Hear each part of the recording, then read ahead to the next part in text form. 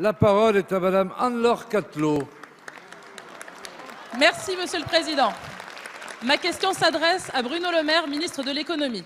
Monsieur le ministre, certains ont tendance à croire que l'industrie serait un sujet bien trop sérieux pour être débattu, défendu par tous. Or, l'industrie, l'avenir de l'usine à côté de chez nous ou à l'autre bout de la France, est bien un sujet qui anime nos chaumières, mobilise les élus locaux et nationaux. Je veux revenir aujourd'hui, Monsieur le ministre, sur le cas de la société Ascoval, dont les salariés courageux vivent des montagnes russes émotionnelles depuis plus d'1 an. Le scénario du démantèlement et de la clé sous la porte semble s'éloigner, avec 5 repreneurs potentiels déclarés à 2 jours de l'audience devant la Chambre commerciale de Strasbourg.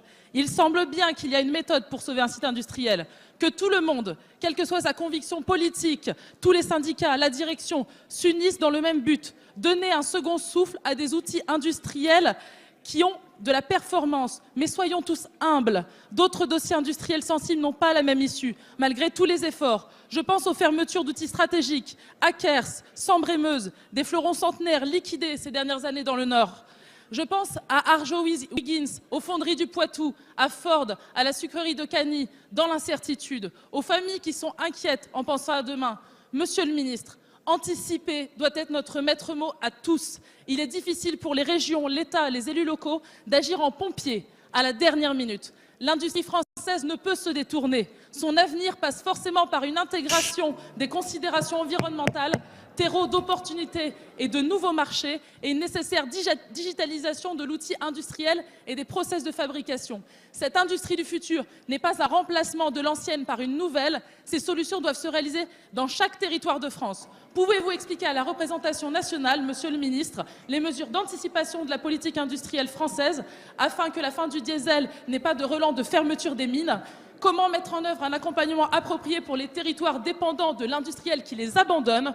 Monsieur le ministre, notre enjeu est collectif, c'est la réussite des industriels français, leur donner envie d'investir, de faire confiance pour recruter. Merci Madame la députée. La parole est à Monsieur Bruno Le Maire, ministre de l'Économie et des Finances. Si on pouvait faire cesser le brouhaha, et ceux qui ont des conversations à tenir peuvent aller les tenir en dehors de l'hémicycle. La parole est à Monsieur le ministre. Monsieur le Président, Mesdames et Messieurs les députés, Madame la députée Anne-Laure Cattelot, Ascoval peut reprendre espoir. Ascoval peut reprendre espoir parce que vous vous êtes mobilisés, que les élus se sont mobilisés, les élus locaux de la maire de Saint-Saulve jusqu'au président de la région des Hauts-de-France, Xavier Bertrand. Ascoval peut retrouver espoir parce que les salariés ont été exemplaires de courage et de détermination. Et Ascoval peut retrouver espoir parce que nous avons hier 3 offres solides et sérieuses qui ont été déposées pour reprendre le site industriel d'Ascoval. Je me battrai sur chaque emploi industriel menacé. Je me suis battu sur Arc International qui a trouvé un nouveau financement. Je me suis battu sur les fonderies du Poitou sur lesquelles nombre d'entre vous m'ont alerté. Je continuerai à me battre sur Arjowiggins. Je continuerai à me battre pour ce qu'il y ait une réindustrialisation solide, pleine de perspectives pour le site de Blanquefort à Bordeaux. Mais vous avez parfaitement raison. Notre première responsabilité, c'est d'anticiper des transformations technologiques et industrielles qui sont d'une rapidité sans précédent dans notre histoire économique. Anticiper, c'est avoir le courage, comme vous, comme cette majorité, d'adopter une transformation de la fiscalité française pour que la fiscalité sur le capital soit moins lourde et que nous puissions financer notre industrie.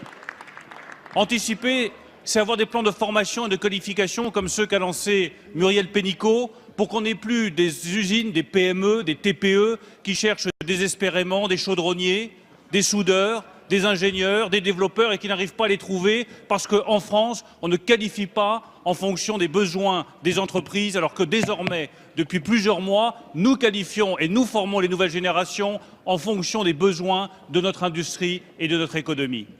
Et anticiper enfin, c'est financer l'innovation, c'est financer la recherche, c'est la mise en place du Fonds pour l'innovation de rupture que vous avez eu le courage d'adopter et qui va nous permettre de garder un temps d'avance en matière technologique. Merci.